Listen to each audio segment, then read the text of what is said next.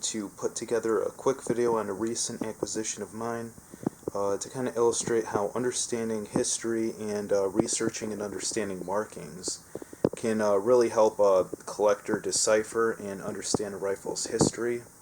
And with this kind of knowledge in your little bag of tricks, you might be able to find yourself a historically valuable rifle from all these details and kind of background understanding. Now, when you take a look at this rifle, I guess like a novice collector would just kind of see this thing, and the first thing you would say is, man, this just looks kind of like a beat-up, mismatched Gewehr 98. However, when you take a closer look at it, you begin to see a more complex and interesting background and story. So starting off with the obvious items, we'll be taking a closer look here at the receiver of the rifle. So as you can see, it's clearly a J.P. Sauer & Son Sewell manufactured Gewehr 98 that was an Imperial German service with a production date of 1916. So this clearly saw service during World War I. But if you take a closer look at the receiver, there are two markings that aren't Imperial German. So over here at the top of the receiver, there is a inverted triangle with the letters FB. And there is a Polish eagle marking over here, which is different than the Imperial German or Prussian eagle, which is kind of a little bit skinnier, whereas this one's a little bit more round. So the FB in the inverted triangle over here, that is the logo of Fabryka Broni in Radom. So this means two things, as well as the Polish eagle over there on the side of the receiver, that this rifle was either captured in Poland after World War I, once the Germans kind of left after the armistice and were disarmed by Polish independence movement personnel, but prior to Poland's borders being established from the Treaty of Versailles in 1919, or it was purchased post-war from other nations that had a whole bunch of these Gewehr 98 stockpiled. So either way, it made its way into Polish military service and was incorporated into their inventory.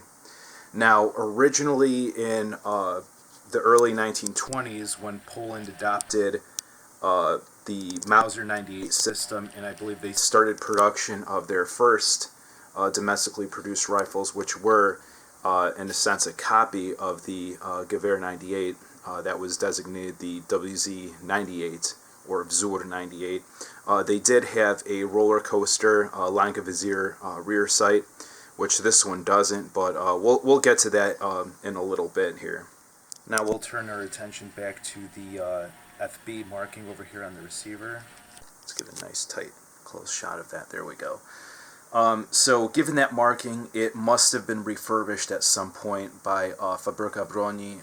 So since FB Radom was in operation between 1927 and 1939, and Poland started to revert back to long rifles starting in 1936, we would have to assume that this refurb to this particular rifle must have been done after 1936, when Poland started to refurb a bunch of old Gewehr 98s still in inventory in response to the looming Nazi aggression to get more rifles fielded.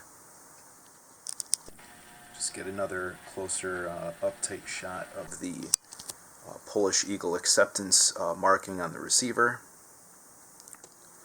As you can see on the side rail, it is still designated as Gewehr 98. It was not scrubbed and renamed WZ 98. And as you can see here on the side of the receiver, the Imperial German or Prussian Eagle has been scrubbed off, and there is a K prefix that is added to the serial number. And I've seen this in a couple of other books for very similar FB Radom reworked rifles. They also had that K prefix. Not exactly sure what that means. Taking a look at the bolt, you see that it is Polish Eagle marked. However, the serial number of the bolt does not match the serial number of the receiver, so this just came from another Polish Mauser rifle and was mismatched to this one. Now let's shift our attention over to the barrel where kind of the story continues. So it looks like the rifle was captured by the Nazis after the invasion in 1939 and reworked, as it appears that the barrel and rear sights have been replaced, maybe with a Gewehr 98M barrel assembly. So if you look, the barrel serial number does match the receiver. There is the little K, I guess, prefix, but now it's a suffix added to the barrel, probably, as a result of the Germans wanting to maintain consistency. So that's kind of interesting. So given the non-standard configuration of this rifle, as it's not a K98K type pattern rifle, we would have to assume that this is something that was probably issued to second or third line troops within the German Third Reich. Not a bad rifle, but not the typical standard K98K that most German troops would be issued. Now here's where we need to do a little bit of additional sleuthing. We're going to take a look here at the muzzle end. And as you can see here, there is a Century Arms import mark. And you can see that the external finish of the metal is in rather rough condition. But surprisingly, the bore is excellent, and everything that's hidden underneath the wood line is in excellent condition as well. So I know a lot of these kind of odd Gewehr 98s kind of came from a 1990s import from Romania and Albania. So I suspect that this came out of that same import. And what I suspect is that this rifle might have been captured from those areas, at the tail end of World War II by Soviet forces, and lived a pretty rough, abused life in post-war Soviet occupation.